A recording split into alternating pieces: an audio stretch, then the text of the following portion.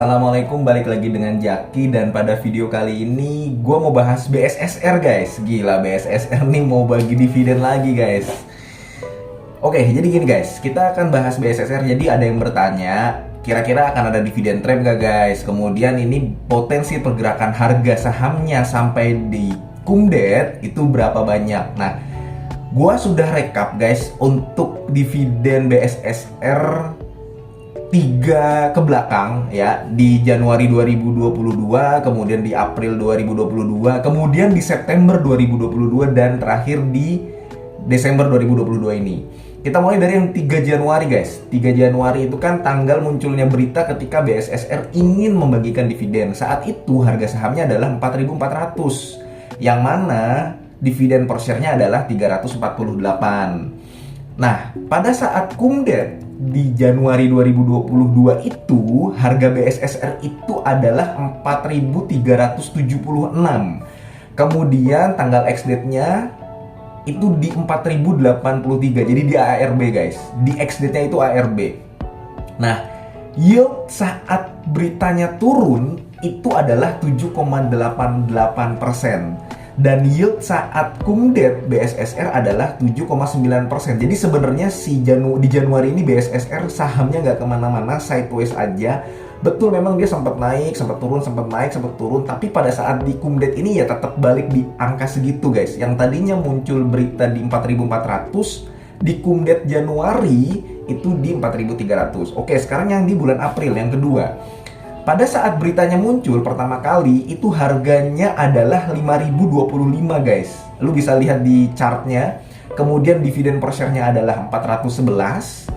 Pada saat harga Kumdetnya di 4.600 guys. Dan di tanggal ex-date-nya adalah 4.300. Jadi ARB juga waktu bulan April itu ARB juga ada penurunan di ex-date-nya 6,8%.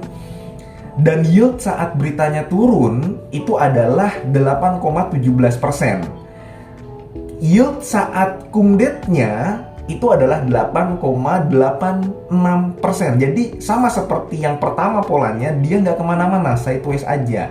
Sama seperti yang di Januari 2022, yang di April 2022 ada naik turunnya juga. Tapi pada saat Kumdetnya sahamnya nggak kemana-mana. Seperti itu guys. Oke, kemudian yang ketiga, yang September. Gila BSSR. Kapan lagi lu dapet saham dividennya jumbo setahun 3 kali, 4 kali malah nih BSSR. Oke, langsung lagi yang ketiga. Di September, pada saat harga beritanya turun, harga BSSR itu adalah di 5.600-an, 5.650. Ini gue harganya nggak terlalu akurat guys ya, tapi mendekati ya guys. Jadi lu bisa lihat juga kalau gue ada kesalahan koreksi, tapi seharusnya nggak terlalu jauh. Waktu beritanya turun, itu harga BSSR ada di 5.650 ya. Pada saat itu, di September, dividen per share-nya adalah di 567. Artinya sebenarnya 10% kan. Harga Kumdet BSSR di September itu adalah di periode September di 5.325. Di tanggal ex-date-nya 4.900. Ini ARB juga, sama seperti yang pertama Januari dan yang di bulan April, yang cairnya di bulan Mei. Jadi ARB juga yang di September ini. Yield saat beritanya turun adalah 10,03% dan yield saat Kumdet adalah 10,64%. Jadi sama juga polanya seperti yang pertama, seperti yang kedua. Saham dari BSSR sejak beritanya turun itu kan pasti akan ada banyak yang membicarakan kan guys, sampai nanti dia naik turun.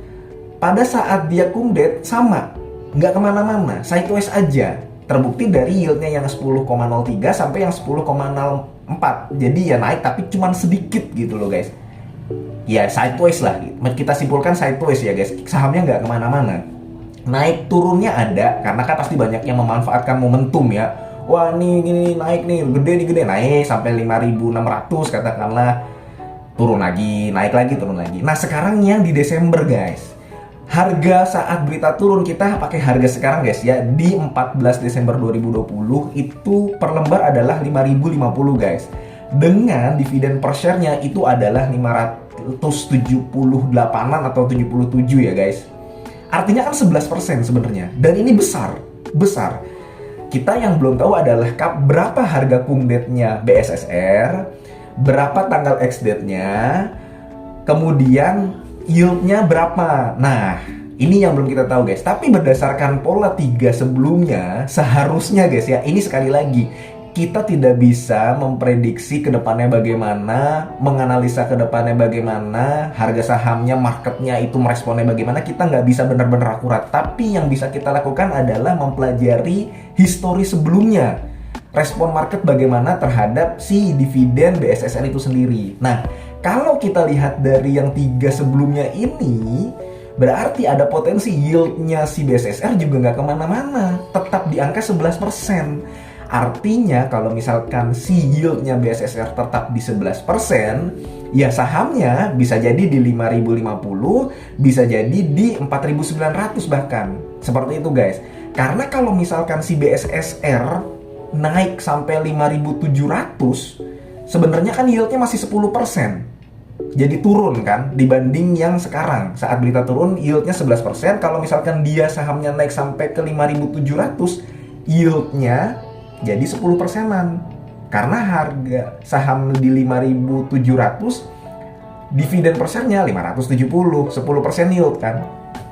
Tapi ada potensi nggak si BSSR naik sampai 5.700? Ada. 10% guys, gue kasih tahu, 10%, 9% itu masih gede. Orang masih banyak akan rebutan. Nah, ada yang bertanya di channel YouTube di komentar, ini ada dividen trap nggak? Ya, begini guys, dividen trap gue yakin ada. Paling nggak di hari pertama itu seharusnya ada. Kenapa gue bisa mengatakan ada? Lu inget nggak yang ITMG? ITMG yang EPS-nya dia kan cum date-nya itu kalau gue nggak salah 10 Novemberan ya. 10 November dia dividen interim ITMG membagikan. Dan waktu itu ITMG belum mengeluarkan rilis laporan keuangan kuartal 3 2022. Jadi masih bertanya-tanya nih kinerjanya ITMG gimana. Ketika cum date-nya tutup, ini agak pinter juga sih sebenarnya, agak tricky. Ketika si ITMG cum date-nya selesai, pemegang sahamnya dipastikan mendapatkan dividen, ITMG rilis laporan keuangan kuartal 3 2022 yang EPS-nya 6.000 guys. Itu gue langsung ngobrol sama temen gue, nongkrong sama temen gue, diskusi biasa, santai. Gue sempat menganggap bahwa ini ITMG kayaknya besok nggak ARB nih guys. Kayaknya besok nggak ARB. Ya gimana mau ARB? Sekarang ada dividen hunter. Dia mau buru-buru jual. Tapi dilema, ternyata EPS-nya bagus di kuartal 3. Jadi ada potensi, gue menganggap waktu itu ada potensi ITMG kayaknya nggak ARB nih guys. Ternyata waktu hari itu di ex-date-nya ITMG nggak ARB. Bukan nggak ARB, tapi sampai jam berapa gitu, jam 11, jam 12 ITMG nggak ARB. Karena masih ada yang mau beli. Melihat EPS di kuartal ketiga ITMG bagus. Tapi pada closingnya, tutup market di ex-date ITMG waktu itu, dia tetap ARB guys. Nah, gue belajar dari ITMG. ITMG yang EPS-nya bagus di kuartal 3 dan dia cukup tricky mengeluarkan laporan keuangan kuartal 3 setelah cum date aja, tetap ARB. Gimana yang BSSR? Kayak begitu guys, BSSR kan sudah rilis laporan keuangan kuartal 3 kan. Kayak begitu. Jadi kalau ditanyakan apakah ini ada potensi dividen trap? Ada potensi. Tapi sebenarnya kalau misalkan di hari keduanya udah nggak kekunci, lu masih cuan karena kan dividen yieldnya 10%, 11% potensinya. Nah, kalau misalkan kekunci di hari pertama ARB, lu bisa langsung keluar di hari keduanya. Kayak begitu guys. Itu kalau misalkan di hari kedua sudah tidak ARB. Kayak begitu. Jadi sekali lagi kalau lu tanya apakah ada dividen trap, gua 80% memastikan, ya artinya ada kesalahan juga lah, bisa juga 20% salah. Jadi gua menganggap, belajar dari kasus ITMG, BSSR ini juga berpotensi dividen trap. Sebenarnya bukan dividen trap, artinya di ex-date-nya itu dia ARB. Jadi lu nggak bisa jualan. Itu guys. Nah, sekarang proyeksi ke depannya gimana guys? BSSR ini menarik guys. Jadi ada dua skenario kalau menurut gua. Skenario pertama, si EPS BSSR ini kan dia berpotensi mendapatkan per tahun 2022 itu 1.500 ya guys.